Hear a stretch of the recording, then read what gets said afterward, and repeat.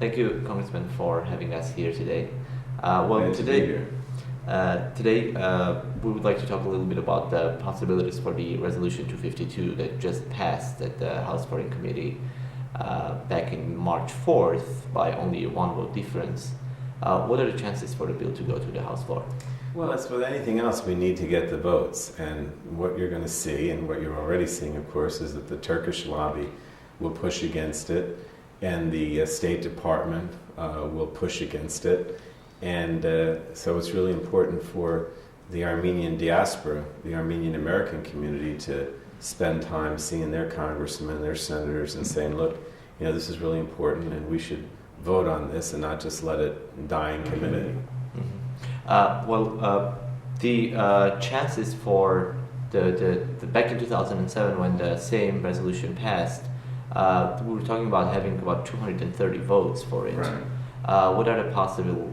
What are the Armenian close friends right now? What's the number of the votes now? I don't have a number. I would say to you that I think that a definite majority of members in the House would like to vote for the bill, but they're going to be pressured, and there'll be pressure not to bring it up.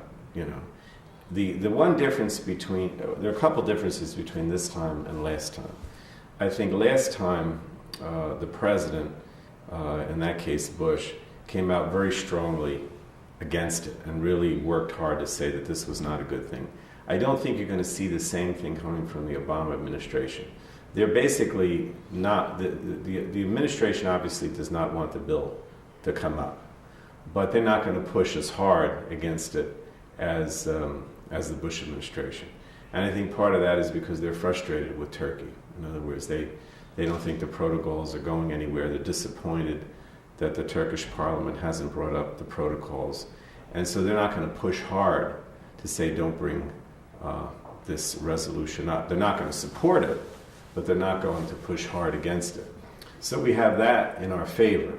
But you still have a larger problem, which is that the State Department is going to weigh in and tell members that you shouldn't bring it up at this time. Where they're going to bring up the Iraq War and Turkey's support and all the other things that they brought up in the past. So it could go either way. So Secretary Clinton, during her visit in Latin America, announced that the Obama administration is going to do everything in order not to allow this bill to go to the floor. Yeah, I don't believe that. I think that they will signal that they don't want it to go to the floor, but they're not going to push as hard as the Bush administration did. So, do you believe that Nancy Pelosi is having any pressure from the executive? I think that Nancy Pelosi right now has so many things to worry about. We just did this health care bill, and we have a number of other domestic issues to deal with, so I doubt that she's hearing much about the Armenian genocide. Many during the political debate at the Foreign Committee were saying that the reason for not passing this resolution now is also in order not to jeopardize the Armenian-Turkish process. Do you believe that this bill can jeopardize the process? I think there is no process. I think that the effort to reconcile the two and to open the borders and to have the protocols passed doesn't exist anymore. I think on the Armenian side, they're very much in favor of it, but I don't think the Turks are at all, and I don't see any movement. I think the whole protocols are essentially dead. Mm-hmm. I don't even know if they really had any life ever. Okay. But they certainly don't now. So you don't believe there has been any progress since the protocols were signed? No. In fact, I think that the situation, the possibility of Armenian and Turkey getting together was probably better before the protocols than after. And I think the U.S. involvement in trying to push has actually maybe hurt the effort. It would have been better off to just leave them to deal with it on their own. Mm-hmm. Talking about the Nagorno Karabakh Artsakh issue, the OSCE Minsk group members were visiting the region about a week ago, and the French co-chairman and many others announced that there are possible changes or maybe some progress on Nagorno Karabakh issue. Meanwhile, the Azerbaijani side has agreed on the Minsk principle, on the Madrid principles. They announced that they're for it. Do you believe that there is any chance for the Karabakh to have any progress in the Nagorno Karabakh issue during this year? I think there can be progress, but again, I think that most of this has to be done between Armenia and Azerbaijan itself. I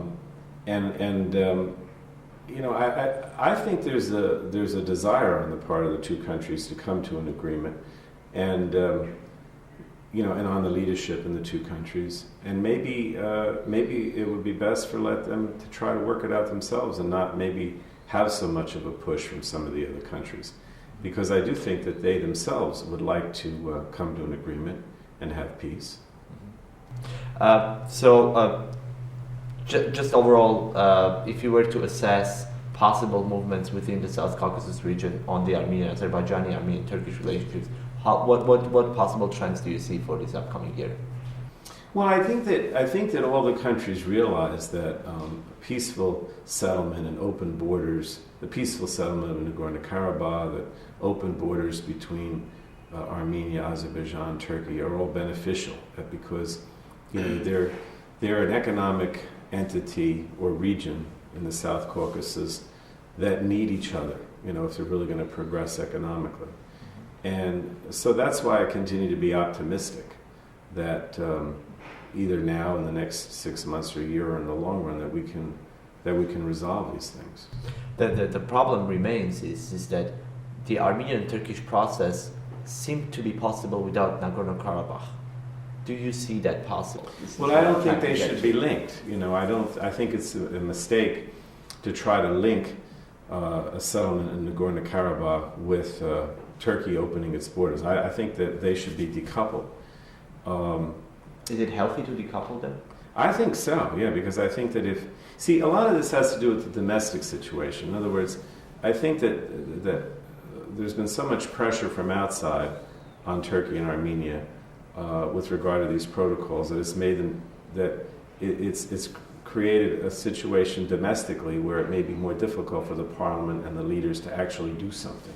Whereas if they didn't get all this outside pressure and things sort of quieted down and weren't so much in the media, then maybe they behind the scenes can work it out. And I kind of feel the same way with regard to Nagorno-Karabakh, that to the extent that you start decoupling, that you start coupling that with the protocols, it makes it more difficult for the leaders to work it out. All right, thank you very much, Congressman, for your time. All right. Thank you for talking to us. All right, nice to see you.